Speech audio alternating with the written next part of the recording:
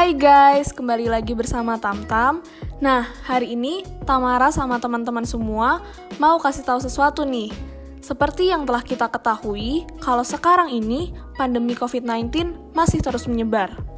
Kalian juga pasti udah tahu dong kalau pemerintah sekarang ini lagi gencar-gencarnya menyuruh masyarakat Indonesia untuk melakukan vaksinasi. Nah, sebelum itu, ayo kita ketahui dulu apa sih itu vaksin dan seberapa penting fungsinya bagi kita. Nah, kenalin dulu nih, namaku JR. Di sini JR akan sedikit menjelaskan tentang apa itu vaksin dan fungsinya. Vaksin adalah bahan antigenik yang digunakan untuk menghasilkan kekebalan tubuh terhadap suatu penyakit. Tetapi kali ini kita hanya akan membahas tentang vaksin COVID-19. Sekarang JR akan jelasin nih, ada beberapa jenis sih vaksin COVID-19. Nah, yang di Indonesia ada 7 jenis yang akan dipakai. Yang pertama adalah vaksin COVID-19 Oxford AstraZeneca. Yang kedua adalah vaksin COVID-19 China National Pharmaceutical Group Corporation Sinopharm. Yang ketiga adalah vaksin COVID-19 Moderna. Yang keempat vaksin COVID-19 Pfizer BioNTech, yang kelima vaksin COVID-19 Sinovac, dan yang keenam adalah vaksin COVID-19 Novavax. Dan yang terakhir, vaksin COVID-19 yang diproduksi oleh PT Bio Farma. Vaksin COVID-19 ini juga mempunyai fungsi yang penting loh bagi tubuh kita, yaitu dapat meningkatkan imun dan sistem kekebalan kita. Jadi resiko kita terpapar COVID-19 akan menurun juga loh. Jadi, kalian sudah tahu kan fungsi dari vaksin sendiri. Sekarang, ayo kita lihat bagaimana respon masyarakat terhadap pemberian vaksin.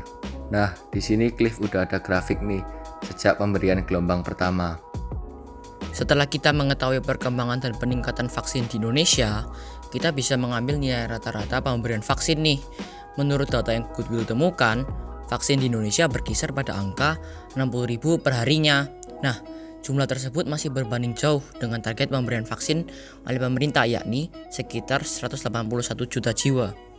Maka, dengan kelajuan vaksin saat ini, dapat diperkirakan akan membutuhkan waktu kurang lebih 8 hingga 10 tahun ke depan untuk dapat menyelesaikan pemberian vaksin kepada seluruh rakyat Indonesia. Wah, memang memerlukan waktu yang cukup lama ya untuk memulihkan semuanya kembali normal. Tapi, kalau masyarakat mengikuti dan mendukung program vaksin ini, hal tersebut pasti dapat mempersingkat waktu. Nah, teman-teman, vaksin COVID-19 saat ini memang sangat menjadi harapan bagi seluruh masyarakat Indonesia. Karena dengan begitu, akan banyak dampak baik yang dialami di berbagai sektor loh. Misalnya saja, di sektor pariwisata. Karena nantinya akan banyak orang yang bepergian untuk berlibur jika keadaan kembali normal. Sehingga sektor pariwisata yang tadinya menurun dapat meningkat lagi. Begitu pula dengan sektor penerbangan dan perhotelan yang dapat ikut meningkat. Namun, yang terpenting adalah vaksin COVID-19 ini memberikan dampak yang langsung bagi perekonomian Indonesia loh. Bener banget, Jesse setuju. Karena vaksin ini diharapkan dapat melindungi masyarakat dari virus COVID-19, sehingga masyarakat juga dapat kembali beraktivitas dan semua orang juga dapat kembali bekerja. Sebelum terdapatnya vaksin, perekonomian di Indonesia sangat menurun. Contoh saja pada konsumsi rumah tangga. Selama pandemi COVID-19 ini, teman-teman juga pasti menahan diri untuk berbelanja dan liburan karena tidak berani atau takut terpapar virus COVID-19 ini. Tapi, dengan adanya vaksin ini, membuat keyakinan itu muncul sehingga membuat konsumsi diperkirakan akan meningkat tahun depan. Nah, ketika kepercayaan teman-teman sebagai konsumsi lebih baik, maka simpanan uang di bank bisa perlahan-lahan dibelanjakan dan dicairkan.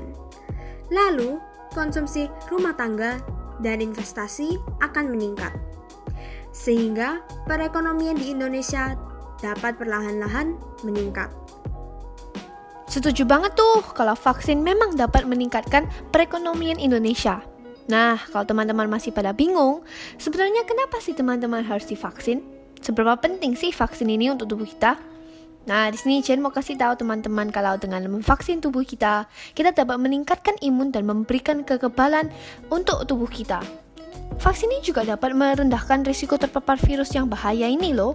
Itulah manfaat vaksinasi jika dilihat bagi keuntungan untuk tubuh kita.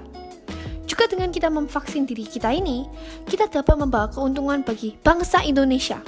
Teman-teman pasti bingung, apa sih keuntungannya?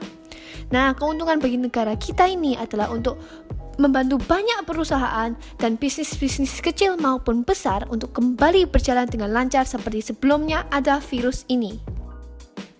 Hai teman-teman, gimana? Kalian pasti udah lebih paham kan mengenai vaksinasi COVID-19 ini, mulai dari apa itu vaksin, fungsi vaksin, data perkembangan vaksinasi di Indonesia, hingga apa sih peran vaksin dalam meningkatkan perekonomian negara.